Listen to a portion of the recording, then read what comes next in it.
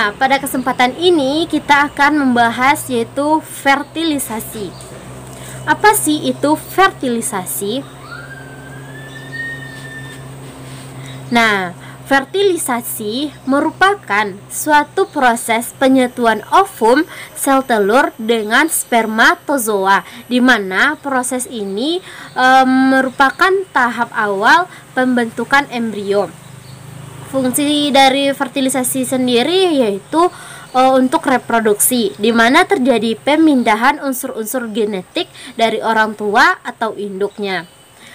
Selanjutnya juga berfungsi untuk perkembangan, menyebabkan rangsangan pada sel telur untuk menyelesaikan proses meiosis, kemudian membentuk pronukleus betina yang akan melakukan zinagami dengan pronukleus jantan dan akan membentuk zigot. Akhirnya akan berkembang menjadi embrio dan fetus. Fertilisasi merupakan suatu proses bertahap dan proses untuk meleburkan sel sperma pronukleus jantan dengan sel telur pronukleus betina. Kriogami yang masing-masing mempunyai kromosom N. Sel telur juga akan membawa cadangan makanan, materi genetik. Sel sperma juga akan membawa materi genetik dan motil.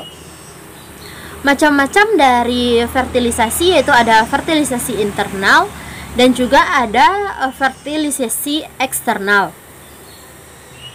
Nah, proses fertilisasi ada 4 tahap. Yang pertama ada respirasi atau persiapan, di mana spermatozoa menyiapkan dirinya.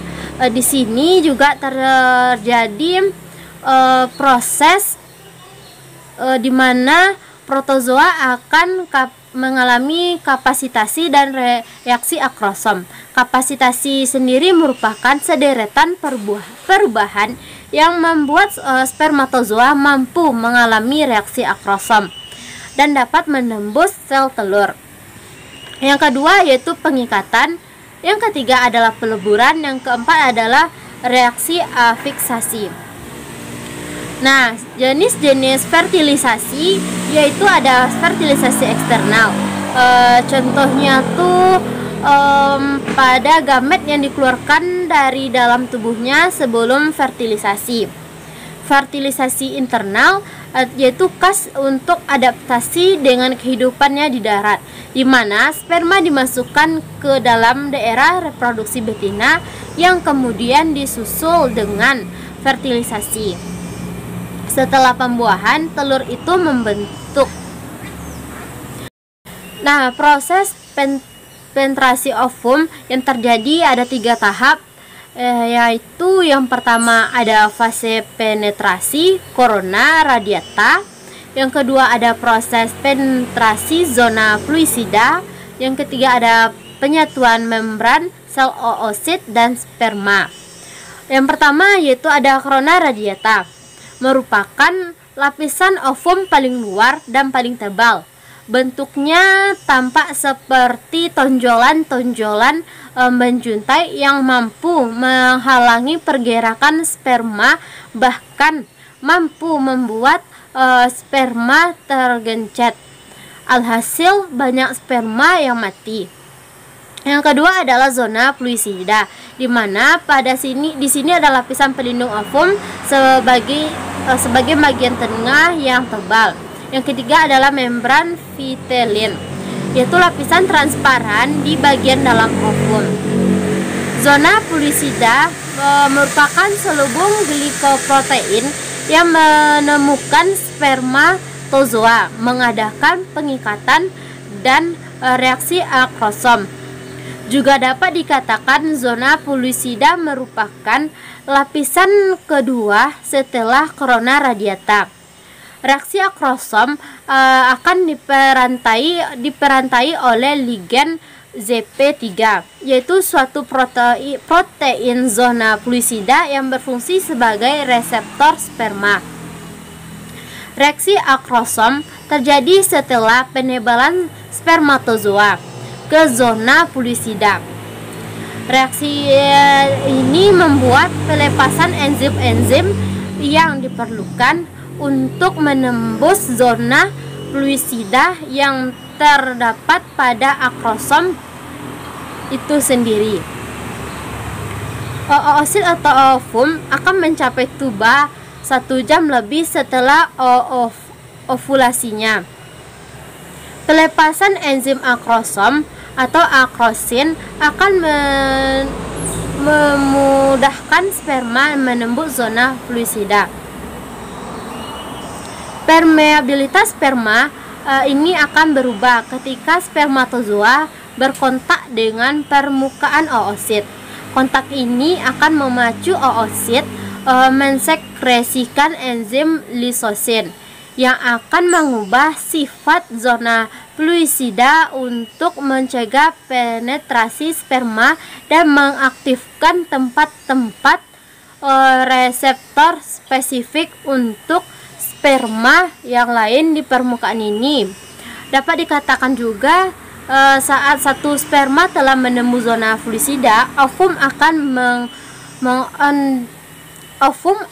mengindiksikan agar tidak ada sperma lain yang masuk, atau ovum akan memblok pemasangan ovum, yaitu ada fase ovulasi, folikel primer dan oosit primer akan tumbuh sampai hari ke-14 hingga folikel menjadi matang atau disebut dengan folikel de Graaff dan gan ovum di dalamnya.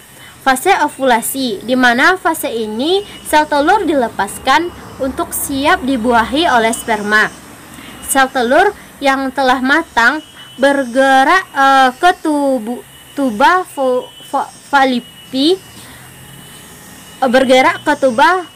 falopi dan menempel di dinding rahim. Sel telur ini umumnya hanya bertahan selama 24 jam saja. Apabila tidak ada sperma yang masuk membuahinya, maka sel telur akan mati. Namun jika sel telur bertemu dengan sperma dan sudah dibuahi, kehamilan bisa terjadi.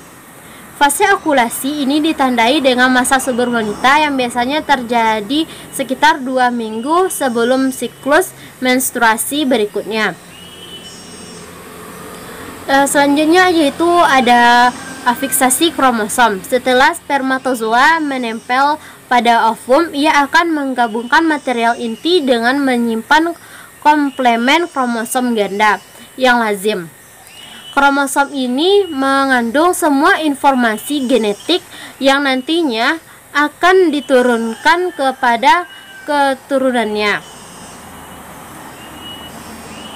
Nah, selanjutnya itu adalah kelainan fertilisasi. Yang pertama ada zigot haploid, di mana zigot haploid ini suatu perkembangan yang tidak sempurna, yaitu hanya salah satu dari sel gamet yang berperan di dalam perkembangan berikutnya. Perkembangan lebih lanjut dari embrio haploid akan berhenti karena kegagalan implementasi.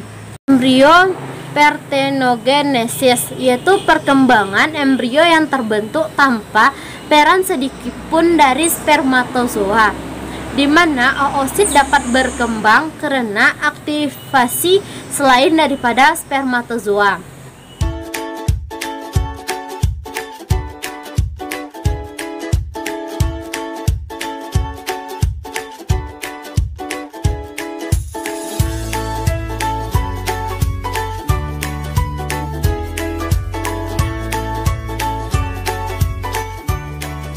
Nah, demikianlah penjabaran dari materi pada hari ini.